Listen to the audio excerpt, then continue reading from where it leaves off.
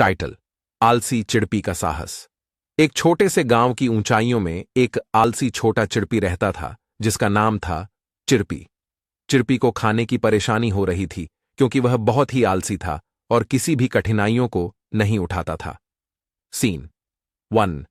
आलसी चिड़पी एक सुनहरे सुबह, जब दूसरे पक्षियां में कहां से कुछ खोज रहे थे, वहां चिरपी अपनी आरामदायक बसे में लिपटा हुआ था। चिरपी: मैं यहां से क्यों उठूं, जब जरा सा इंतजार से सब कुछ मिल जाएगा। इस दौरान दो और जानवर, बुद्धिमान उल्लू ओलिवर और मेहनती चींटी एंडी, चिरपी के कामचोर रवैये को देख रहे थे। सीन 2। ओलिवर का सुझाव।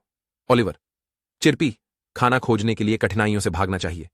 चिरपी: मैं इतना क्यों करूं, जब मैं यहां सो रहा हूं और सूरज का आनंद ले रहा हूं। ओलिवर ने चिरपी को जिम्मेदारी की ओर देखते हुए कहा। सीन 3।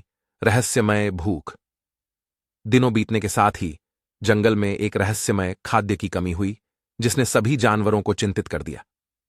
एंडी: कुछ गड़बड़ है, हमारी खाद्य आपूर्ति कम हो रही है, हमें जानना चाहिए कि ऐसा क्यों हो रहा है। बुद्धिमान उल्लू ओलिवर ने चिरपी की मदद करने का सुझाव दिया। सीन 4। अनछुए चोर जांच के दौरान उन्होंने एक चालाक रैकून को पकड़ा जो भोजन छुपा कर रख रहा था। रैकून: मुझे सर्दी के लिए अधिक भोजन चाहिए था, या तुम समझ सकते हो ना। चिरपी ने जरूरत की गंभीरता को समझते हुए एक चालाक योजना बनाई। उसने रैकून से कहा कि वह सभी जंगली जीवों के बीच भोजन को साझा करने के लिए सहमत है। चिरपी: अगर हम सभी मिलकर काम करेंगे तो हम सभी सर्दी में बच सकते हैं। रैकून अपने शब्दों से प्रभावित होकर खाद्य को इंसाफ से बांटने के लिए सहमत हो गया। टाइटल: आलसी चिड़पी का साहस। एक छोटे से गांव की ऊंचाइयों में एक आलसी छोटा चिड़पी रहता था जिसका नाम था चिरपी। चिरपी को खाने की परेशानी हो रही थी क्योंकि वह बहुत ही आलसी था और किसी भी कठिनाइयों को नहीं उठाता था। सीन 1।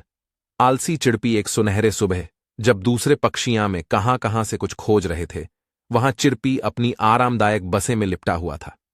चिरपी: मैं यहां से क्यों उठूं, जब जरा सा इंतजार से सब कुछ मिल जाएगा। इस दौरान दो और जानवर, बुद्धिमान उल्लू ओलिवर और मेहनती चींटी एंडी, चिरपी के कामचोर रवैये को देख रहे थे। सीन 2। ओलिवर का सुझाव। ओलिवर: